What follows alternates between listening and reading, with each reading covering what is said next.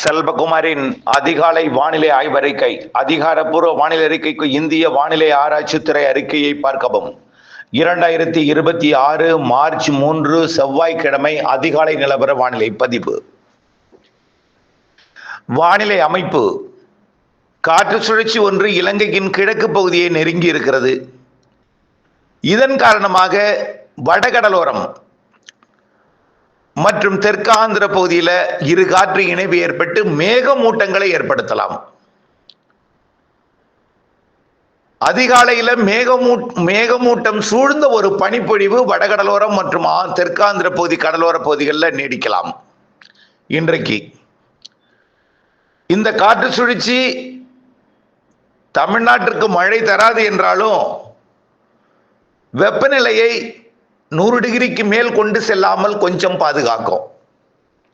அதாவது புழுக்க வானிலையை மட்டும் கொடுக்கும், அனல் வெயிலை கொடுக்காது.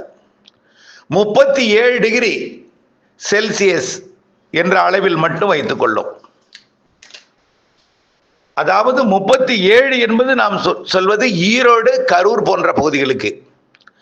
ஈரோடு மாவட்டம் தலைநகர் ஈரோடு, அதனை ஒட்டியுள்ள கரூர் மாவட்டம், அதனை ஒட்டியுள்ள நாமக்கல் மாவட்டம், இந்த பகுதியும் திருப்பூர் மாவட்டத்தோட வடக்கு பகுதிகள் இங்கே மட்டும் கொஞ்சம் வெப்பம் உயர்த்தும். அதுவும் 37 டிகிரி செல்சியஸ் 98.6 டிகிரி ஃபாரன்ஹீட் என்ற அளவை மாலை 3 மணி 4 மணிக்கு. அப்பதான் கடலோரம் 12 1 மணி 2 மணி கொஞ்சம் கூடுதலாக இருக்கும், 2:30 வரைக்கும். இந்த வெப்பம் அதில் இருக்கக்கூடிய காற்று லேசாக்கி மேலெடுத்த பிறகு மேற்கே கொஞ்சம் மணலை கொடுக்கும். அதுவும் 37 டிகிரி செல்சியஸ் 98.6 டிகிரி ஃபாரன்ஹீட் என்ற அளவில் வெப்பத்தை கொடுக்கும். இது வரக்கூடிய 3 நாட்களுக்கு சற்று தணிந்திருக்கும். அதாவது உணரும் வெப்பம் 100 போல் இருக்கும், ஆனால் 100 இருக்காது, 100க்குள் இருக்கும். 100ஐ நெருங்கினாலும் 100ஐ தாண்டாது. பிற பகுதிகளில் பார்த்தீங்கன்னா கடலோரமெல்லாம் 33 34 டிகிரி செல்சியஸ்குள்ளதான் இருக்கும். அதாவது 95 டிகிரி ஃபாரன்ஹீட் கீழே தான் இருக்கும்.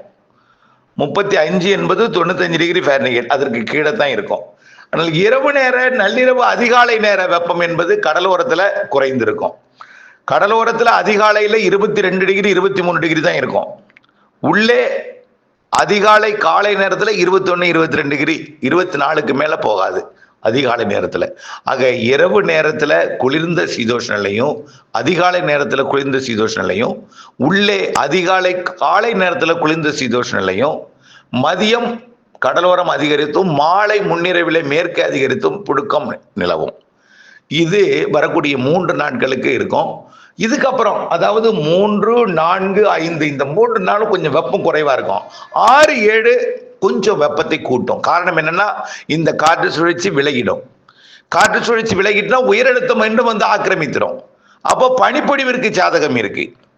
6 7 8 அதிகாலை பனிப்பொழிவு, பகலிலே அனல் வெயில். எங்க? ஈரோட்டில் அப்பதான் 100 டிகிரியை தொடும். அப்பையும் 100க்கு மேல போகாது, 100ஐ தொடும். 100க்கு கீழ் இருப்பது வரக்கூடிய 6 7 8 தேதிகளில் 100ஐ தொடும். ஆனா 8 தொடாது. 6 7 2 நாளும் 100ஐ தொடும். பிற பகுதிகளில் கொஞ்சம் அங்கே 1 டிகிரி உயரும் பொழுது 2 டிகிரி உயரும் பொழுது பிற பகுதிகளில் இருக்கக்கூடிய 33 34 கடலோரம் என்பதும் 35 36 கிட்ட வந்து நிற்கும். அவ்வளவுதான். இதுக்கு மேல வெப்பம் போகாது. அதிகாலை நள்ளிரவுக்கு பிறகு அதிகாலை நேரத்திலையும் காலை நேரத்திலையும் குளிர்ந்த சீதோஷ நிலை இருக்கும். ஓகேங்களா? பனிப்பொழிவு இருக்கும். இதற்கு ஆதாரம், குளிர்ந்த சீதோஷ நிலைக்கு ஆதாரம் காலை சூரியன் உதிக்கும் பொழுது சிவப்பு நிறமாக இருக்கும். அதுக்கு காரணம் ஏற்கனவே நம்ம சொல்லியிருக்கிறோம். அடர்மிகு ஊடகத்தில் ஒளிர்கதிர் ஊடுருவும் பொழுது எல்லா கதிரும் சிதறடிக்கப்பட்டு சிவப்பு நிறம் மட்டும் நம் கண்ணுக்கு வந்தடையும். அதனாலதான் அடர்மிகு ஊடகம் என்பது பனிப்பொழிவு நிறைந்த ஊடகம், குளிர்ந்த ஊடகம்.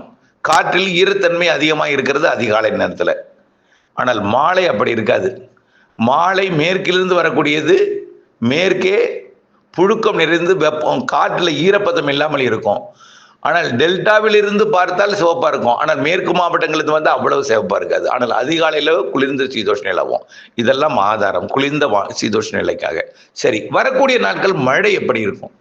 வரக்கூடிய 8ஆம் தேதிக்கு மேல வரக்கூடிய அடுத்த காற்று சுழற்சி மேகமூட்டத்தையும் வெப்பத்தையும் கொடுக்கும். சரி, வெப்பத்தை தணித்து மேகமூட்டத்தை கொடுக்கும், புழுக்க வானிலையை கொடுக்கும். ஆக அதே நேரத்தில் இந்த 2 நாள் மட்டும்தான் 100 டிகிரியை தொடும். 6, 7, 8லிருந்து 20ஆம் தேதி வரைக்கும் பெருசா வெப்பம் இருக்காதுங்க. கிழக்கு காற்று வர தொடங்கினோம், அடுத்தடுத்த காற்று சுழற்சி கிழக்கு காற்றை கொண்டு வந்து ஏற்ற போகிறது. இதனால அதிகாலை நிலவி இருக்கக்கூடிய இந்த குளிரும் பகலில் இருக்கக்கூடிய வெப்பமும் இருக்கும். ஆனால் பெரிய அளவில் 100 டிகிரியை தாண்டாது 8ஆம் தேதிக்கு மேல. ஆனா அப்பதான் சூரியன் குத்துக்கதிர் நிலநடு கோட்டை நெருங்கும். ஆனால் அப்பொழுது காற்று சுழற்சி வரும். அதனால பெரிதாக வெப்பம் இருக்காது. இந்த 6, 7 விட குறைவா தான் இருக்கும் வெப்பம் 8ஆம் தேதியிலிருந்து 20ஆம் தேதி வரைக்கும். காற்று சுழற்சி வருது, இலங்கைக்கு மழை பொழிவை தரப்போகுது. அது பெரிய மழை இல்லை இப்போது வரைக்கும், ஆனால் இலங்கைக்கு கொஞ்சம் மழை தரும். அறவே மழையே இல்லாமல் வறண்ட வானிலை இருக்கக்கூடியது இலங்கைக்கு 8ஆம் தேதிக்கு மேல 11, 12, 13 கண்டிப்பா மழை இருக்கும் இலங்கைக்கு. நம்ம சொன்னதே அந்த நிகழ்வு 13, 12, 10, 11, 12, 13 தேதியில அந்த நிகழ்வு இலங்கை நெருங்கும். அப்போ இலங்கைக்கு மழை தரும். மேற்கு தொடர்ச்சி, தமிழ்நாட்டோட மேற்கு தொடர்ச்சி மலை மாவட்டங்களின் மலைப்பகுதிகளுக்கும் கேரளாவிற்கும் அது மழை வாய்ப்பை கொடுக்கும். எப்போ? 10ஆம் தேதிக்கு மேல.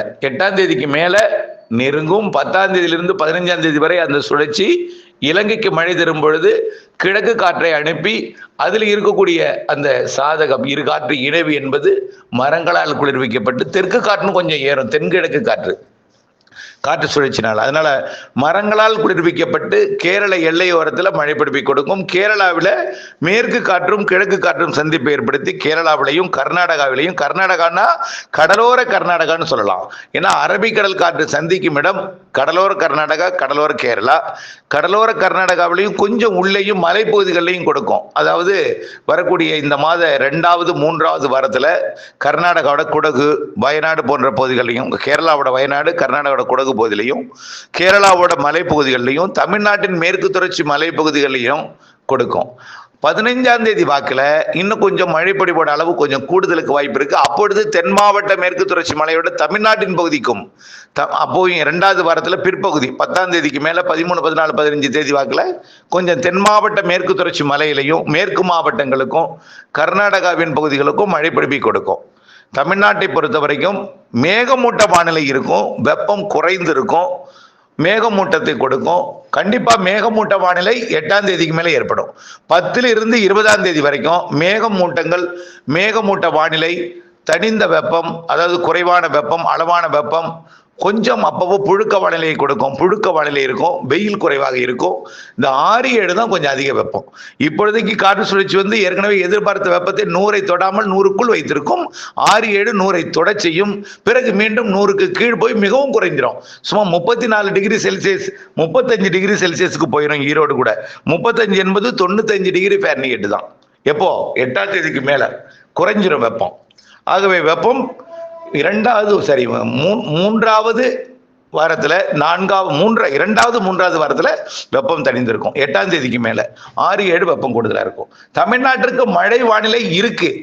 ஆனால் அது எந்த இடத்துல பெய்யும், எப்படிப்பட்ட மழை, தூறலா, நனைக்கும் மழையா? கண்டிப்பா தென் மாவட்டங்களின் மேற்கு தொடர்ச்சி மலைக்கும் மலைப்பகுதிகளுக்கும் கேரளாவிற்கும் மழை உண்டு. அது தமிழ்நாட்டுக்கு எப்படிப்பட்ட ஒரு வானிலையை ஏற்படுத்தும் என்பது இன்னும் ஆய்வுல இருக்கு. நான் அறிவித்தால் அது அறுவடை விவசாயிகளுக்கு அச்சமூட்டுவதாக சொல்கிறீர்கள். ஆக எதையுமே 100% உறுதிப்படுத்தி நாட்கள் நெருங்கட்டும் சொல்லலாம். ஆனால் காற்று சுழற்சி அடுத்தடுத்து 2 இலங்கையை நெருங்கும். கிழக்கு காற்றை கொண்டு வந்து ஏற்றி வெப்பத்தை தணிக்கும், மேகமூட்டத்தை ஏற்படுத்தும், மேற்கு மாவட்டங்களுக்கு மழை வாய்ப்பு என்பதை மட்டும் இப்பொழுது உறுதிப்படுத்தி இருக்கிறேன். மேற்கு தொடர்ச்சி மலைப்பகுதி கேரளாவிற்கு உறுதி என்று அறிவித்திருக்கிறேன். தொடர்ந்து இணைந்திருங்கள் அப்டேட்ஸுடன். நன்றி.